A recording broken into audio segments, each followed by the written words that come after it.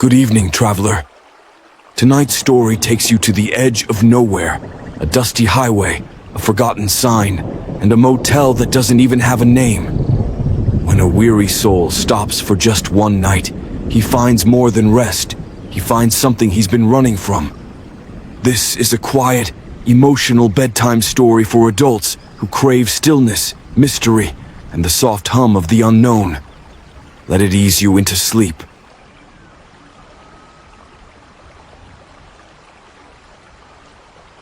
Good evening. Tonight's story begins in the middle of somewhere, though no one could tell you where exactly that was. Miles off the interstate, just beyond a stretch of worn asphalt and roadside silence, a man named Charlie Sutton drove into the fading light. His headlights cut through the early evening haze as soft rain began tapping against the windshield. The kind of rain that didn't shout, it whispered. Charlie wasn't running from anything, but he wasn't chasing anything either. He'd packed a small bag, left his apartment key on the kitchen counter, and drove until the GPS lost its signal. That was 3 hours ago. He liked the quiet, the hum of tires on wet road, the steady rhythm of rain. It felt like a lullaby written for people who couldn't sleep even when the world was quiet. Up ahead, barely visible through the mist, a crooked wooden sign flickered in soft neon. Vacancy. No name, no branding, just one word and one chance to rest. Charlie slowed the car, turned into the gravel lot, and parked in front of a long single-story building. The kind of roadside motel that hadn't changed in 50 years. Pale yellow lights glowed behind drawn curtains. One room had a porch light on, room 6. He stepped out into the misty air, the ground soft beneath his boots. Everything smelled like wet pavement and old pine. Peaceful, forgotten. Inside the front office, there was no one at the desk, just a small bell and a handwritten note. Take the key you need. Leave payment in the drop box. Room 6 is clean. Charlie stared at the note, then at the row of brass keys hanging on the wall. Only one was missing. Room 6. He took a slow breath, grabbed the key from its hook, and walked into the stillness outside. The night had deepened, with distant thunder humming like a far-off drum. It didn't feel lonely. It felt like the world had finally exhaled. The key fit smoothly in the door. Inside, the room was warm and simple. One bed, a small table, an old lamp glowing amber. No TV, no phone, just quiet. Charlie dropped his bag on the chair, pulled off his jacket, and sat on the edge of the bed. He ran a hand through his hair, exhaled, and listened. The rain tapped gently on the window. The walls creaked like they remembered things. He lay back on the bed and stared at the ceiling. For the first time in a long while, he didn't feel the need to do anything else. Just breathe. Just rest. Outside, the sign buzzed faintly in the distance. And inside room 6, the story of nothing and everything was just beginning. The room was quiet in that specific, sacred way only old buildings manage. Quiet that wasn't empty, but full of breath, like the walls were holding something just for you. Charlie lay on the bed, his boots off, one arm draped across his chest, the other tucked under his head. The mattress creaked slightly beneath him, but it didn't complain. It simply accepted him. And for a man who didn't even know where he was, that was more comfort than he'd expected. Outside, the rain had softened into a rhythmic drizzle, brushing against the roof in waves. Each drop was like a second hand on a clock that wasn't rushing anywhere. A sound that makes you think of childhood, of blankets and thunder, and the freedom to let go of thinking. He let his eyes wander the room. The wallpaper was faded, pale green with tiny white flowers, like something from a grandmother's kitchen. The lamp glowed like a memory, casting soft shadows across the ceiling that swayed like a gentle tide. On the nightstand was a small, cloth-bound book, no title. Just worn edges and a single word stamped in gold on the spine. Guest.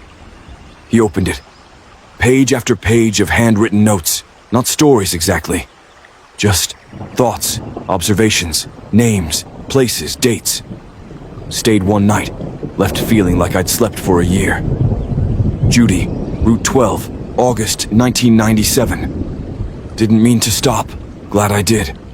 Room 6 is where I finally forgave him. Marcus, 2003. This place is quiet in all the right ways. Thank you. Elaine and Pat, 2014.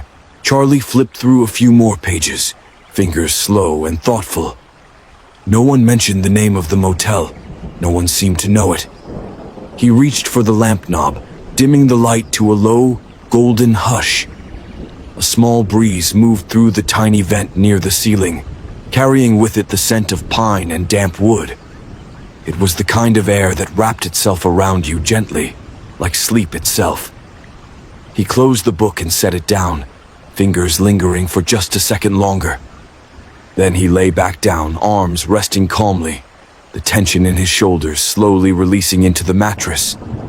His breathing slowed, his heartbeat quieted. Outside, the night deepened. The clouds moved slowly across the sky, and the rain tapped its lullaby across the roof, soft, steady, kind. No music played, no words were spoken. But something about Room 6 made him feel like he was exactly where he needed to be. And maybe, just maybe, this motel didn't need a name. Charlie woke, but only halfway. Not the kind of wakefulness that comes with urgency or thought, but the kind that floats on the edge of sleep, eyes half closed, body still wrapped in stillness. The rain had quieted outside. Or maybe it hadn't. Maybe it had simply become part of the silence. A soft background hum, like a record player spinning at the end of a song. His eyes drifted toward the door. A thin line of warm light spilled underneath it. Not the harsh, buzzing blue-white of street lamps. This was amber, faint, like candlelight in another room. He sat up slowly, no tension in his movements, just a quiet curiosity. The kind that doesn't demand answers, just wants to look. The room was unchanged, still, peaceful. A folded blanket on the chair, the old book on the nightstand. Shadows gently stretched across the floor, like they had nowhere else to be. Charlie stepped softly to the door, his bare feet barely creaking the wood beneath him. He knelt to peek through the crack. The hallway was empty. Still that same soft amber glow from wall sconces, ones he hadn't noticed when he'd checked in. Or maybe they hadn't been on then. He didn't open the door. Didn't need to. He stood, rested his hand on the doorknob for a moment, then let it fall away. He walked back to the bed, but before lying down, he reached for the small window by the desk. He pulled the curtain back just slightly. Outside, the gravel parking lot shimmered faintly from the earlier rain. The neon vacancy sign still buzzed, a soft red glow melting into the mist. But what caught his eye was a single figure. A woman, perhaps in her 60s, stood near the vending machine just beneath the awning. She wasn't moving, just standing, looking at the sky. No umbrella, no coat. Just a light sweater and hands tucked into her pockets. Charlie didn't feel alarm. He felt recognition.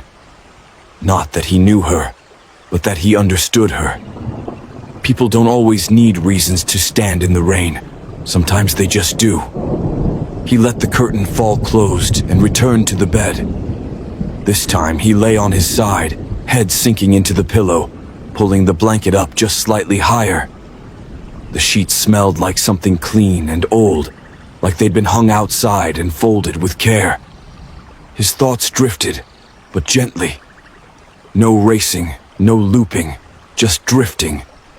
He thought of the woman by the vending machine, the book full of handwritten voices, the warm light beneath the door. None of it asked for answers. It simply offered a place to rest. And for the first time in years, Charlie Sutton felt himself let go, Not of anything in particular, just let go. The room was still. The rain had moved on. But the quiet stayed, holding everything exactly as it was. Morning never announced itself loudly in places like this. There was no alarm, no sharp light through blinds, no traffic or ticking clock. Just a gradual shifting of the shadows and a quiet sense that the world had turned slightly in its sleep. Charlie blinked awake slowly, the kind of slow where you're not sure if you're dreaming or remembering. The pillow was warm under his cheek. The rain had stopped, replaced by a gentle breeze rustling the nearby pines. He sat up, rubbed the sleep from his eyes, and glanced at the window.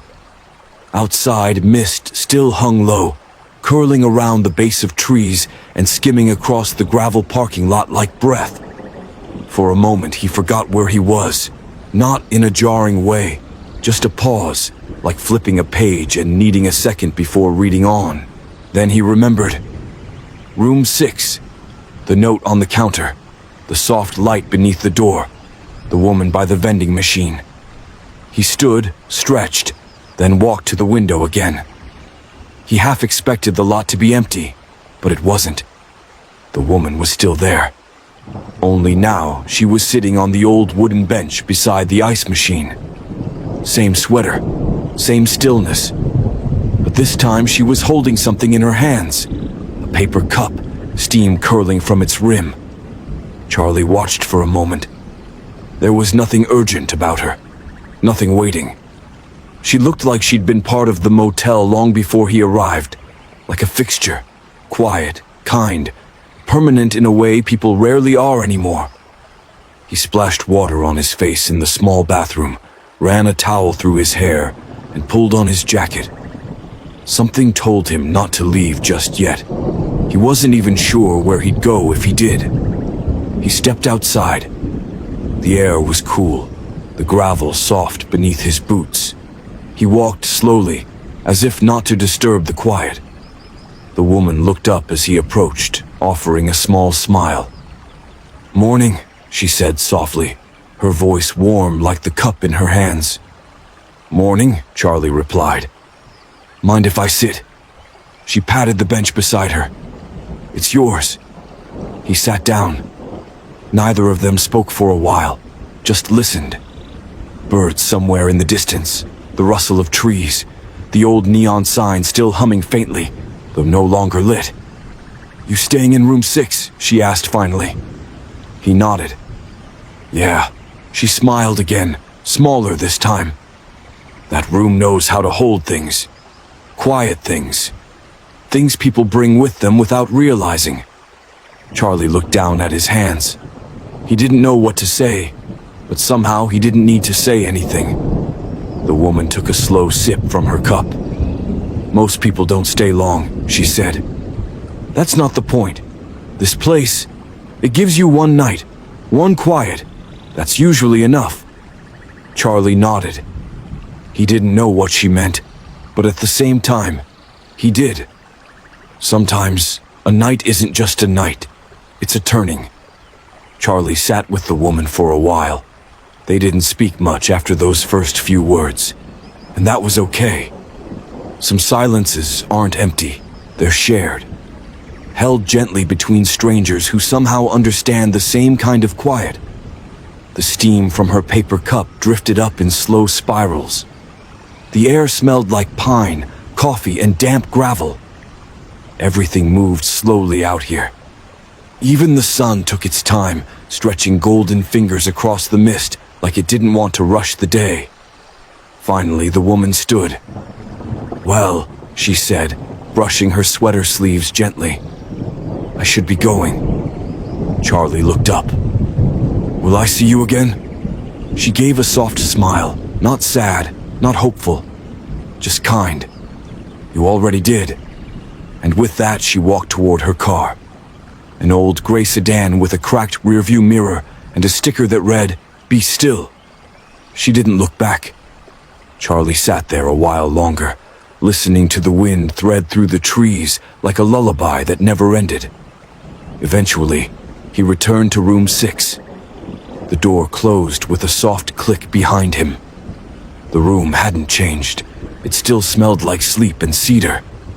The bed was rumpled from his night's rest, and the little book on the nightstand remained open to the page he'd left behind. He sat down, turned a few pages forward, and paused when he saw a new entry, one that hadn't been there last night. The best conversations don't need words. Thank you for sitting with me. Jay. His fingers rested on the page for a long moment. He exhaled, leaned back into the mattress, and closed his eyes again. He didn't fall asleep exactly, but something in him softened. The kind of soft that happens when you stop carrying things you didn't even realize were heavy. By mid-morning, he wandered to the front office. The small wooden bell was still there. The keys on the wall were untouched. A quiet cassette radio played something old and instrumental, soft strings and light piano, like a memory from a dream. He found a fresh cup of coffee in a thermos by the desk, a little sign next to it that read, "Take what you need, leave what you can."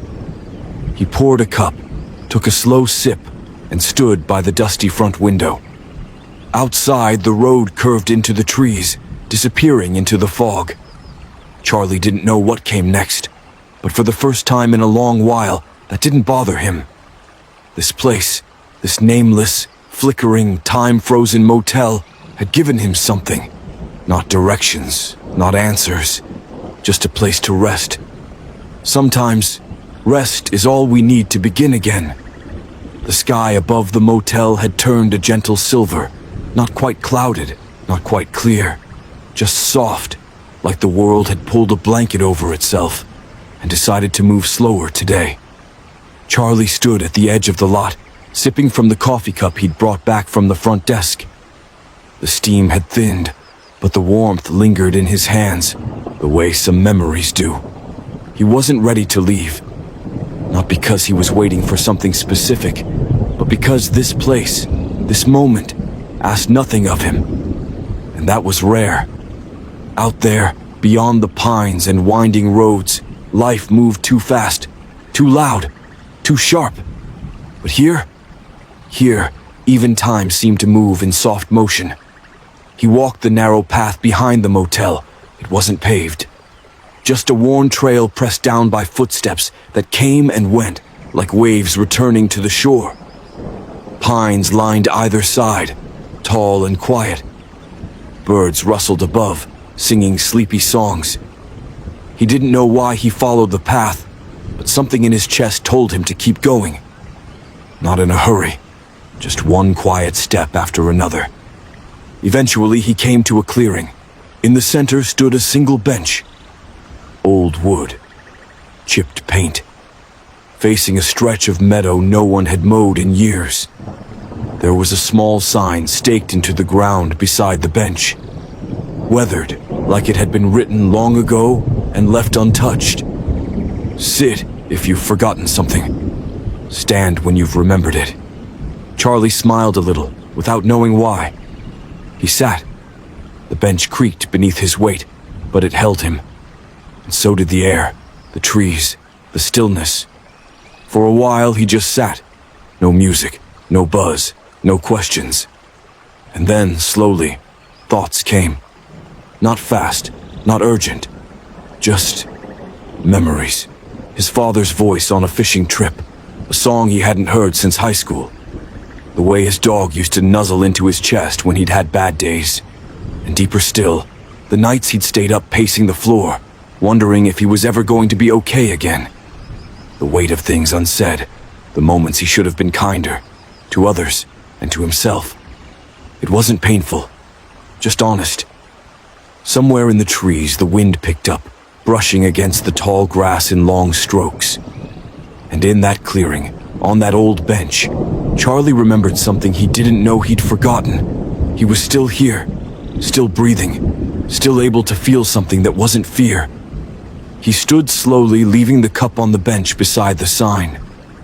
The message hadn't changed, but something inside him had. As he walked back toward the motel, the birds had gone quiet again. The kind of quiet that follows understanding. The motel felt different when Charlie returned from the clearing. Not in a dramatic way, nothing had changed, but it felt lighter, as if the air inside room 6 had been holding its breath and had finally exhaled. He stepped back inside, quietly closing the door behind him. The sun had stretched a little further across the sky, casting golden rays through the sheer curtain.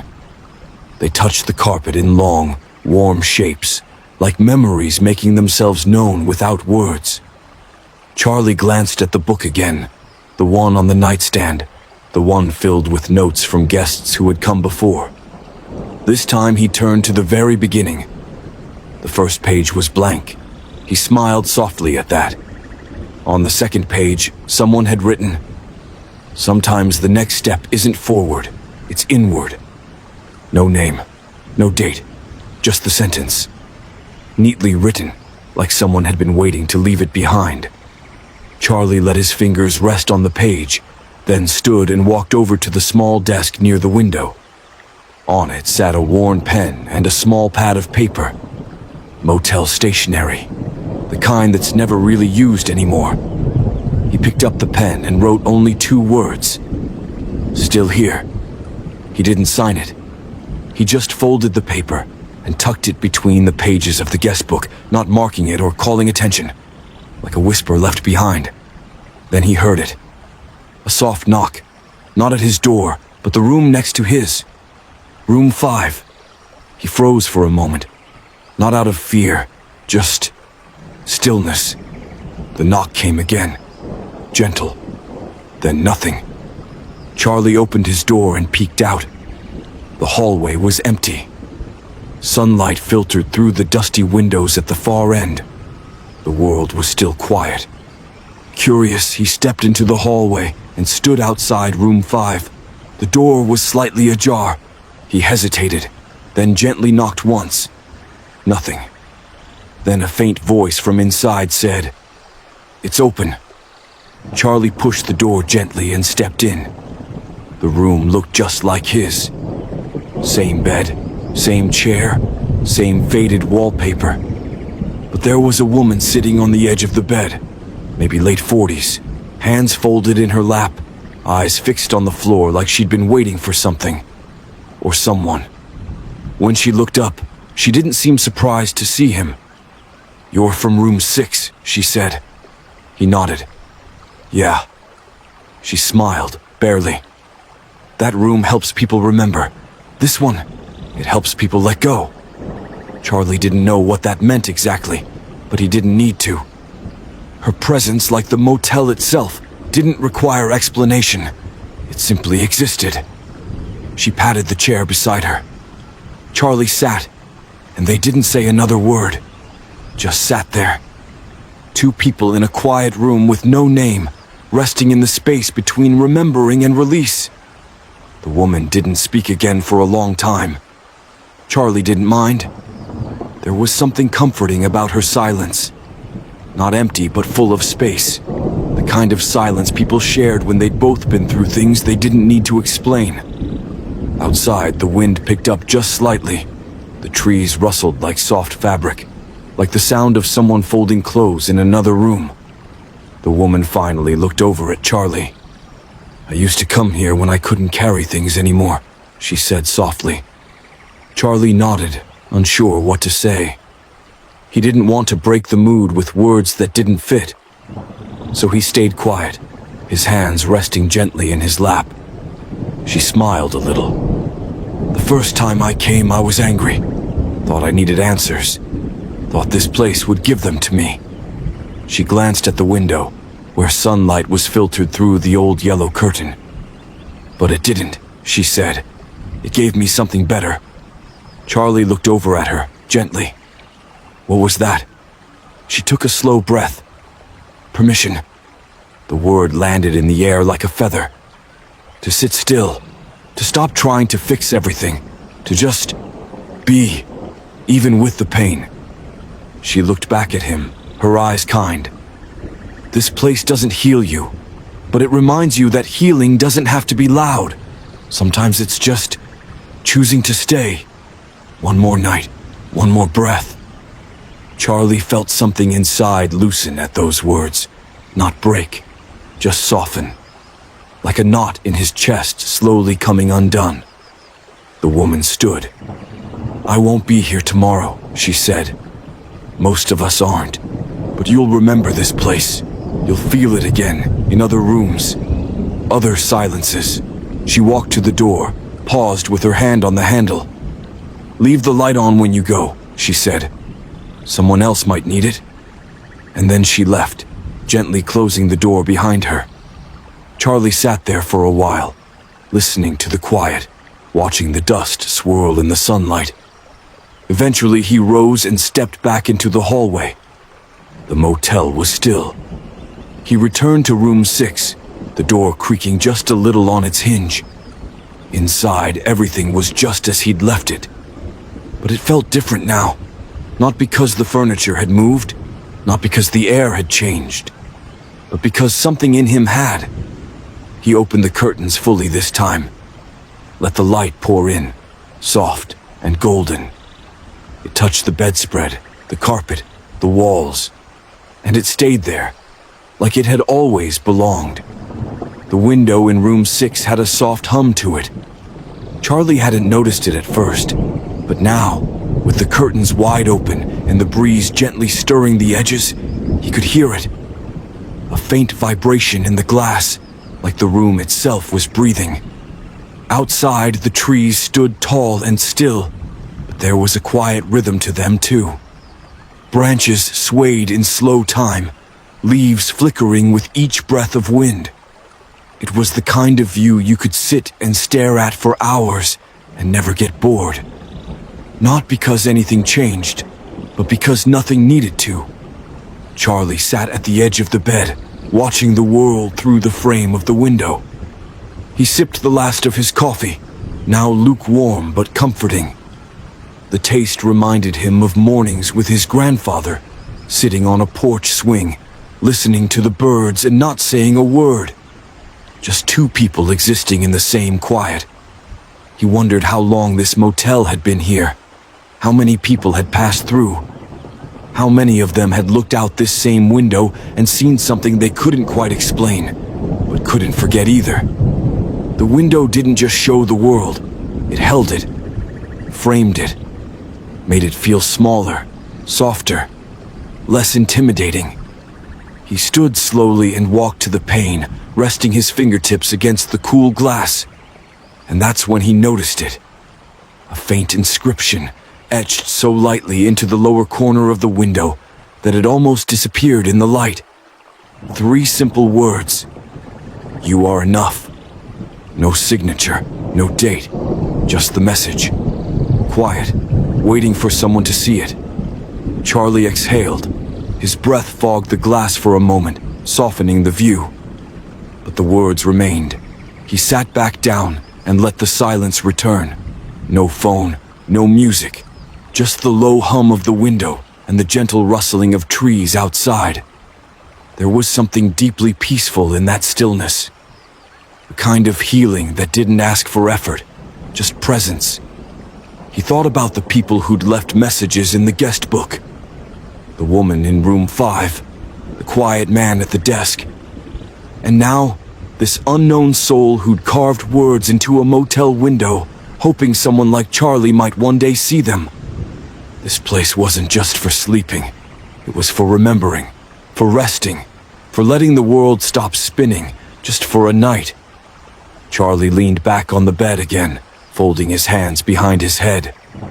The ceiling had a small water stain shaped like a cloud, and somehow even that seemed to fit the mood, imperfect, but beautiful in its own way. And as the hum of the window filled the room once more, Charlie closed his eyes. Not to escape, but to rest. Evening came without making a sound.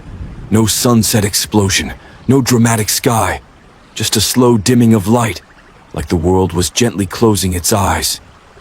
Charlie sat on the edge of the bed, arms resting on his knees, listening to the quiet settle around him. He didn't feel the usual itch to move, didn't reach for his phone, didn't try to distract himself. There was something whole about this stillness, like it had been waiting for him to notice it. The soft hum of the window was still there. The wind had stilled for now, but the trees outside swayed in the memory of it. The curtains barely moved, just a hint of motion to remind him that time hadn't completely stopped. It had only slowed down enough for him to feel human again. The bed beneath him was warm from where he'd been lying earlier. He pressed his hand into the comforter and let it stay there, feeling the softness of fabric that had touched so many stories before his. He thought about the people who had come through this room. Maybe they were tired too. Maybe they were running from something. Or maybe they weren't running at all. Maybe they had simply needed a place where no one asked anything of them. He glanced toward the guest book again, but didn't open it this time. It was enough to know it was there. That people had left pieces of themselves behind, not in desperation, but in quiet hope. Hope that their thoughts, once whispered onto a page, might one day comfort a stranger. Charlie leaned back onto the bed and turned his head toward the wall. There was a small crack in the paint, like the branch of a tree. It made him think of maps, of roads that curved without warning, of places that didn't exist on GPS. He followed the crack with his eyes, breathing slowly, deeply. This motel wasn't flashy. It didn't offer any grand comforts, but it gave something rarer. It gave people space to sit with their thoughts, to let go of the rush, to remember how it feels when everything finally slows down. He let one arm rest over his chest, the other draped loosely by his side. The ceiling above him held no secrets, just a faded mark where time had left its fingerprint. Somehow, even that was soothing. He closed his eyes, not to sleep just yet, but to listen. He could hear the creak of floorboards in a room down the hall, the soft sigh of wind curling under the door, the faint buzz of the porch light outside. It was the shape of quiet, not silence, but stillness filled with life. And in that space, Charlie didn't feel alone. He felt part of something old and kind, a story still unfolding. He didn't need to know the ending, not yet, just the next breath. The night had fully arrived. A calm, velvet darkness settled over the motel like a warm blanket. Outside, the pines stood watchful, barely moving. A few stars peeked through the tree line, quietly blinking, like they didn't want to wake anyone. Charlie sat back up in bed, not out of restlessness, but curiosity. The kind that didn't ask for answers, just presence. He looked around the room again, as if seeing it for the first time. The walls, the nightstand, the little lamp that cast a golden hue across the floor. It felt like a painting he could step into. Then he noticed the small radio. It was tucked into a narrow shelf under the window, an old boxy thing with a plastic dial and a single red indicator. Charlie didn't remember seeing it before. Maybe he'd missed it, or maybe it hadn't been there until now. He reached over and turned the knob slowly. The dial clicked gently, and soft static filled the room. White noise, soothing in its own way. He kept turning until the static gave way to something more delicate, a voice. Low, calm, unhurried. If you're listening tonight, wherever you are, you're not alone. You've made it to this moment, and that matters more than you think. The voice wasn't selling anything, wasn't rushed, just speaking like an old friend who had waited until the world got quiet to talk. Charlie leaned back into the pillows, the voice washing over him like warm water. This night, the voice continued, isn't asking anything of you. You don't need to be better. You don't need to be anything but here. Breathing. Resting. Charlie closed his eyes. The voice reminded him of someone, though he couldn't place who. Maybe a teacher from long ago, or the narrator of a childhood audiobook. Someone who spoke in a way that made silence feel safe. You've done enough today, the voice said gently. Let the world keep spinning. You're allowed to be still. Charlie let his head sink deeper into the pillow. The hum of the window faded into the background, replaced by the steady rhythm of that voice and the soft static behind it. It sounded like it came from 100 miles away, and yet it felt like it was meant just for him. "You'll find your way," the voice whispered now. "Not all at once, but you will. For now, just rest." And then the station faded into soft instrumental music. No lyrics, just the gentle rise and fall of piano and strings. Notes that didn't go anywhere in particular, but still felt complete. Charlie kept listening, long after the words had stopped. He didn't feel lost anymore. He didn't feel found either. He just felt present.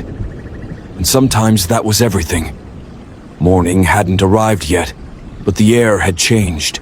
Charlie could feel it, how the night deepened just before dawn. A quiet thick enough to wrap around you. Not heavy, just present. A reminder that the world paused here, long enough to breathe. He sat up slowly, blinking into the soft glow from the nightstand lamp. The radio had gone quiet again. No more voices, no more music. Just the room, gently holding space for him. He stood and stretched, the creak of the old wooden floor beneath him like the room exhaling. That's when he noticed the desk drawer was slightly open. He was almost sure it had been closed before, but there was no fear in that, no sense of urgency. Just a quiet pull, the same kind he felt when he first stepped into the motel. Charlie walked over and gently pulled the drawer open. Inside was a single envelope. No address, no name. Just one word written in soft black ink across the front. "For the one who stays." He held it for a moment, feeling the slight texture of the paper beneath his fingers. Then he slid it open carefully, unfolding the letter inside. The handwriting was neat, steady, like someone had taken their time. It read, "If you're reading this, you've stayed. And that means something. Most people come and go quickly. They think they're just passing through. But this place, it keeps what needs to be kept. It slows you down long enough to hear what you've been too busy to notice. Maybe you're tired. Maybe you've been carrying something too long. Or maybe you're just looking for a quiet space to remember who you are. You don't need to rush. There's no checkout time here that matters. Let yourself rest. The world will still be waiting when you wake up." There was no signature. Charlie folded the letter and placed it back inside the envelope, then returned it to the drawer. He didn't need to know who wrote it. That wasn't the point. The message wasn't meant to solve anything. It wasn't a clue or a twist. It was an invitation. To be still, to stay a little longer, to allow healing to happen in its own quiet time. Charlie poured a glass of water from the sink and sat back down on the bed. He stared at the ceiling, listening to the silence, noticing the small patterns in the paint above him, soft swirls, shadows, light scuffs of age. Everything in this room had a story, even the quiet corners, even the drawer, and somehow that made it easier to accept his own. Not perfect, not resolved, just present. He took another slow sip of water, set the glass down, and lay back down. And for the first time in a long while, he didn't feel like he needed to be anywhere else. The clock on the wall wasn't moving. Charlie noticed it sometime in the early hours, when the sky outside had turned a deep shade of blue, the hour before dawn, when even time seems to hesitate. He stared at the small, round face above the door. The hands pointed to 303. It had said 303 since he checked in. He smiled softly to himself. It felt right somehow, like this room existed outside the normal rules, outside the race. The world always asked for more time, more effort, more answers. But in here, nothing asked anything of him, not even the clock. He sat quietly, breathing in through his nose, out through his mouth. The room felt heavier now, not with weight, but with warmth, like a safe place where the noise of life couldn't find him. Outside the window, a breeze moved gently through the trees, a A few early birds stirred but didn't yet sing. Even they seemed to be waiting. Charlie leaned against the headboard and closed his eyes, just for a moment. He could still hear the faintest hum from the radio, though it hadn't played music since earlier. It was almost like the room itself had a heartbeat, a low, steady rhythm that pulsed through the silence. He thought about how long it had been since he'd felt this kind of quiet. Not just silence, but the absence of urgency. No calendar, no inbox, no one expecting a reply. Just space. Soft and simple. The kind of space where you remember how to be yourself without effort. He opened his eyes again and looked at the clock. Still 3:03. Still okay. He chuckled once under his breath.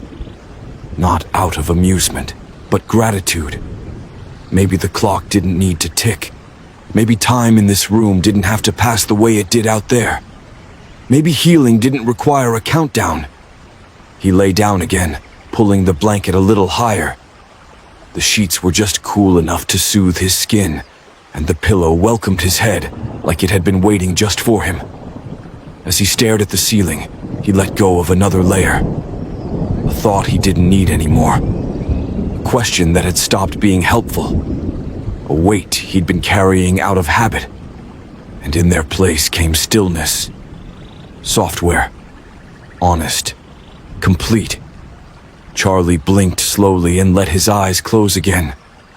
And as the wind outside brushed against the window pane, and the clock on the wall stood still at 3:03, the room continued to do what it did best. Hold space for whoever stayed.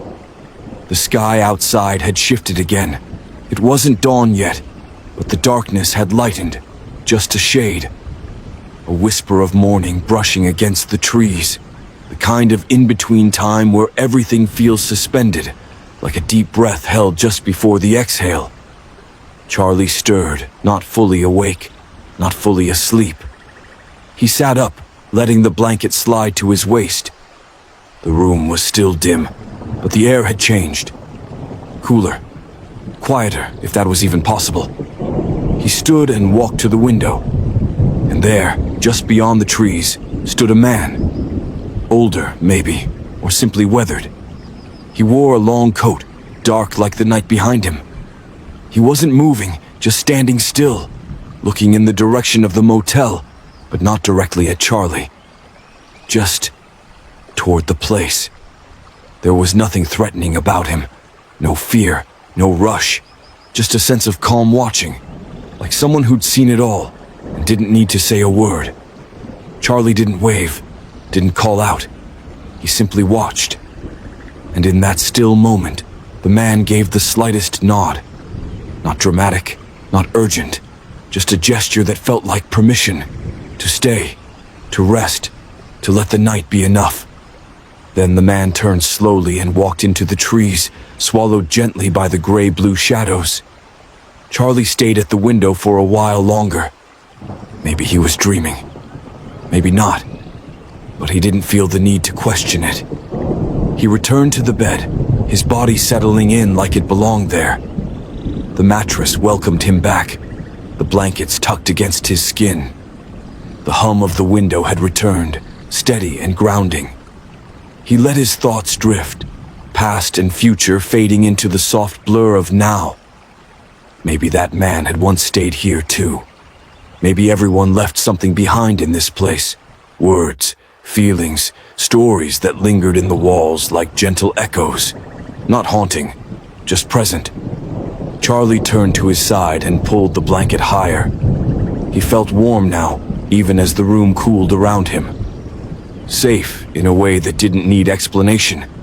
This motel wasn't magic in the way of fairy tales or legends, but it was magic in the way it offered space, in the way it asked nothing, in the way it quietly told people, "You're allowed to pause." He blinked once, slowly. The ceiling blurred. And for the first time in years, Charlie didn't wonder what was next. He didn't worry about what had been. He simply listened to the stillness. And the room, kind and quiet, listened back. The first light of morning didn't rush in. It arrived like a soft breath across the window glass, barely there, almost shy. A muted golden hue warmed the corners of the room, touching the floor, the walls, the edge of the nightstand where Charlie's empty glass still sat.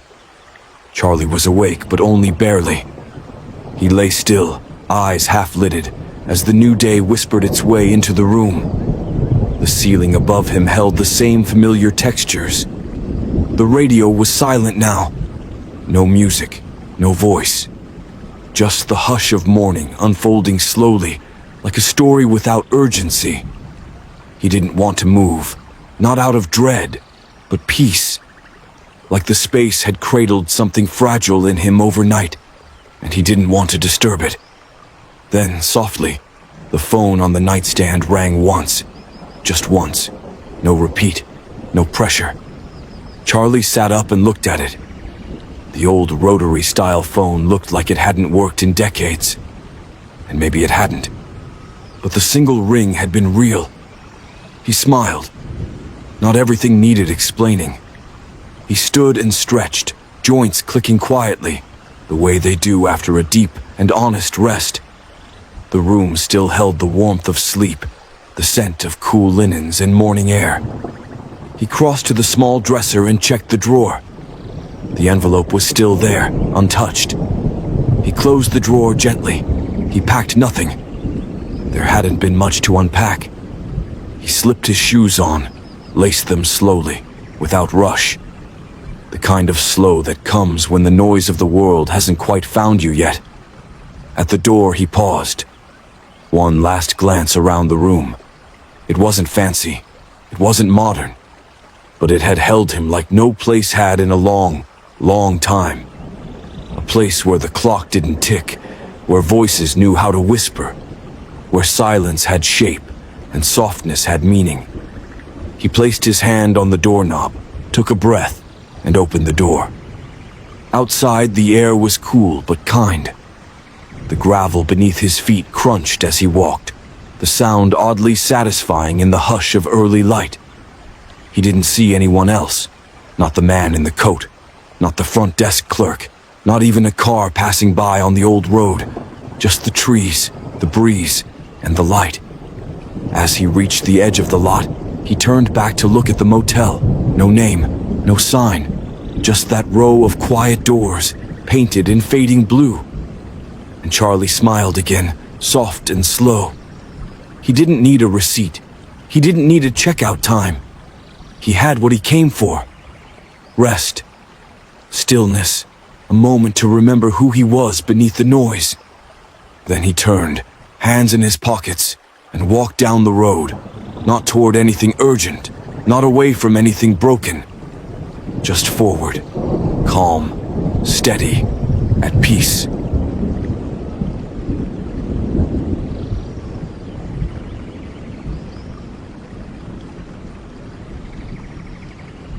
If you are still here, thank you for staying with us tonight. I hope this quiet story helped ease your thoughts, soften your breath, and lead you gently into rest. If you found comfort in this space, if you felt a little more at peace, I'd be grateful if you'd take a moment to like the video and gently tap that subscribe button. There's always room here for you. New bedtime stories arrive often, just like this one. Calm, slow, and meant for nights like this. So stay as long as you like. Sleep well, and until next time, good night.